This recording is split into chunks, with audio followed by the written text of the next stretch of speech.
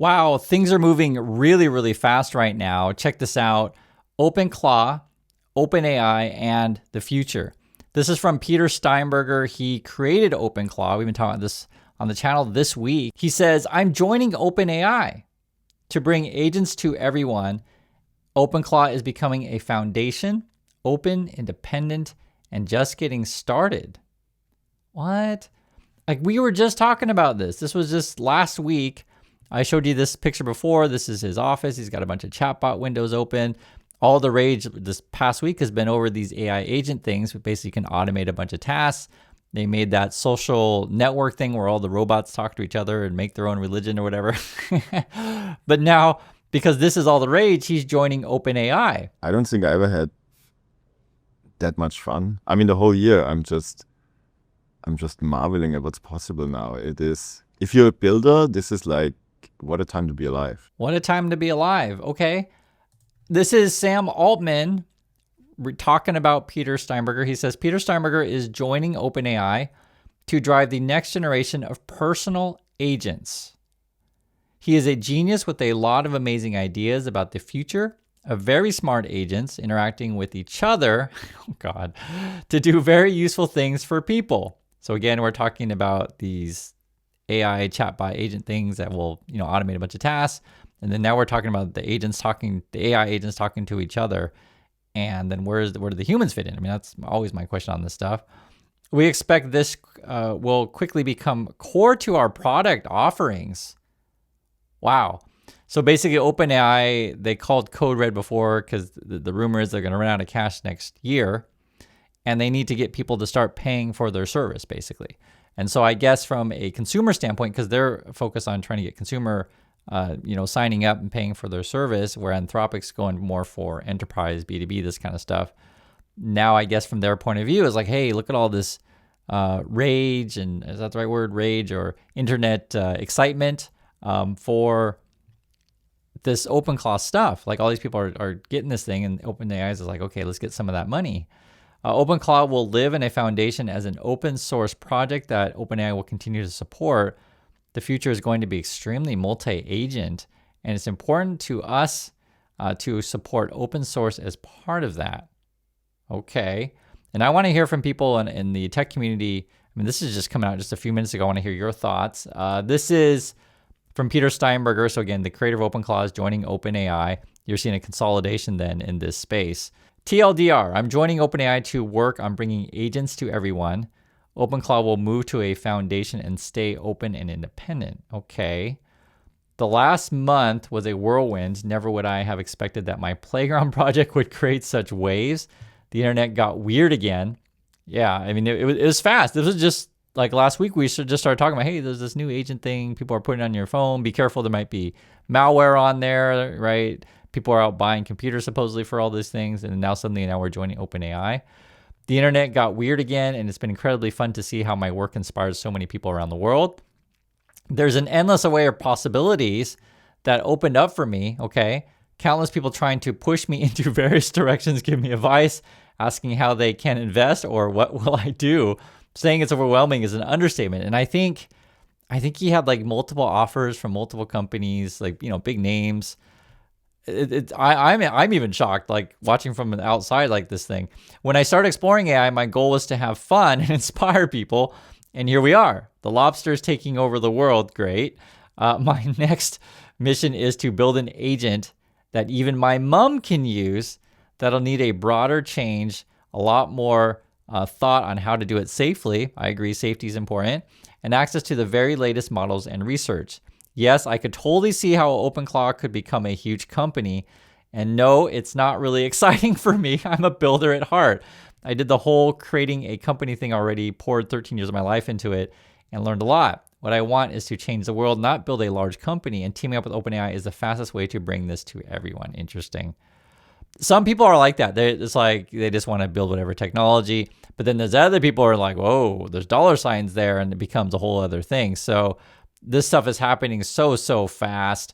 We can read a little bit more here. It says, I spent last week in San Francisco talking with major labs, right? So OpenAI being one of them, of course, getting access to people and unreleased research. And it's been inspiring on all fronts. I want to thank all the folks I talked to this week and am thankful for the opportunities. It's always been important to me that OpenClaw stays open source and given the freedom to flourish. Ultimately, I felt OpenAI was the best place to continue pushing on my vision and expand its reach. The more I talked with the people there, the clearer it became that we both share the same vision. The community around OpenClaw is something magical, and OpenAI has made strong commitments to enable me to dedicate my life or my time to it and already sponsors the project. To get this into a proper structure, I'm working on making it a foundation. It will stay in place for thinkers, hackers, and people that want a way to own their data with the goal of supporting even more models and companies. Personally, I'm excited to join OpenAI, be part of the frontier of AI research and development, and continue building with all of you. The claw is the law. And then I guess that's him with all the buddies that are working on this thing. I like to hear again from tech people on this stuff. I have a lot to say about these things. I'll just say this. I've noticed a lot of young people are already trying to use these agent stuff for various tasks. Some, well, we'll just say this. This is from Zwen. You can see his own words. Day 6. OpenClaw almost bankrupted me overnight. Great. Of course it did. I'll admit it. I got too excited and a little cocky. My AI agents nearly make me went bankrupt. Dollar emoji. The quote, heartbreak trap is real. 9 agents pinging all night, obliterating my wallet. GLM4 glitched. Fallbacks triggered and costs exploded while I slept. I'm 25. I can't afford idle brains or token bloat, so I burned it down and reset to 0. I stripped the heartbeats and simplified to a 2-agent elite squad. The result, the system is faster, logic cleaner, and the overhead is gone. I'm not just building a startup. I'm building a lean, mean execution machine. Sometimes you have to break the system to learn how to master it back to building. So these people basically are again, spending a bunch of cash on this stuff because they think it's going to make them rich, effectively what it is. And OpenAI is like, oh, there's an opportunity there, right? That's why they're jumping in quick. I mean, this is fast. We just heard about this last week. Today's day 7 of me doing everything. I'm going to break down on my entire API class. As you know, we have Cloud Code already on the MacBook once again. And today, I hired 2 new employees, so Sentinel and Trendy. So now Jarvis manages 8 employees under him that he manages and he reports to me. And I'm going to show you guys exactly all my API costs, my token expenditure, how I have everything set up. So this is exactly how I'm running my 9-person AI company. And I'm only a week into OpenClaw. So no matter what I'm doing on my Mac Mini over here, I'm always using Cloud Code and coding on my MacBook. But this aside, let's go and break down every single one of these employees, starting obviously with Jarvis. So Jarvis is my Chief Strategy Officer. So that my Jarvis, he's my OpenClaw agent. I don't have 5 Mac Minis, I have 1 Mac Mini, and each employee is a new session that's within the OpenClaw gateway system dashboard. So for Jarvis, it's whatever AI or whatever LLM you hook it up to. So obviously for me, I use Claude, and I'm on the Claude Max plan, whatever it is. It's like $125 a month. And what I'm using specific for Claude is I just have it hooked up. So that it's just my thinking model. So Jarvis, I use Claude Opus 4.6 for thinking, for reasoning, and for just the personality. And I specifically tell Jarvis and his MD and his soul and his memory files, everything that he delegates tasks. He doesn't do. He delegates tasks and gives me personality. He said that before, this guy, and it's. I always find it's entertaining. But no, this is a kid. I think he's like 18. Day 7 of OpenClaw. My AI company now has 9 employees that work 24/7. I broke down all my token optimization, so it's kind of like credits, essentially, way to talk about it. Cost, what every single agent does, the amount of value this has brought my life. I truly wait to see where I'll be in a month from now. I'm 18. No prior coding experience. This proves that anybody can do it. Again, this is a big push to get your money. Someone writes, what do you have it doing for you that is worth the money? Okay. And then people will respond here. Everything from closing, researching, monitoring, saving me time, and providing value to my life. That was the answer. Another person writes, it sounds to me like he's learning a lot. Okay. Another person, he sells a course. Another one, he hasn't made $1 from this. He's just spending money to have fun. Bristle says, it's all horse stuff. Another person writes, not a penny has been made. Eventually, though, this quote growth strategy, theoretically, he can start earning from views and ad revenue. That's pretty funny. Okay, along with your spend on having your OpenClaw company, supposedly with your 9 employees of AI bots, we actually have a shortage of chips at the moment. And so anyone who's been looking for RAM, I think it's like really expensive right now. Rampant AI demand for memory is fueling a growing chip crisis. Also, this OpenClaw thing, I guess it's going to be available now in China. This was just a couple days ago. I saw this and I was like, okay. And so effectively is like, if you want to put something in your phone, the Chinese government can make it easy or not easy, but I guess people want this stuff. And there's money to be made, right? So they're selling you this access to the agent stuff, but just be careful, because if it has access to your bank accounts or have access to your emails or text or whatever, look at all this information. And if you download the wrong thing, someone then has access to all of that. I would be really leery, especially with the AI agents who then have power to do tasks. That's why the one person that before I said it went bankrupt, I think he had like 9 of these bot things running, and then every time they run, use essentially compute, you're spending token money. And then I guess if you have your system set up to where like it automatically refills your account, then suddenly, it could drain very quickly. Drain your account very quickly, that is. All right. So a few more thoughts on my tweet. People, I don't think I don't know. Some of you understood what I meant. Others didn't understand it. So yeah, some thoughts. I'll give you an example.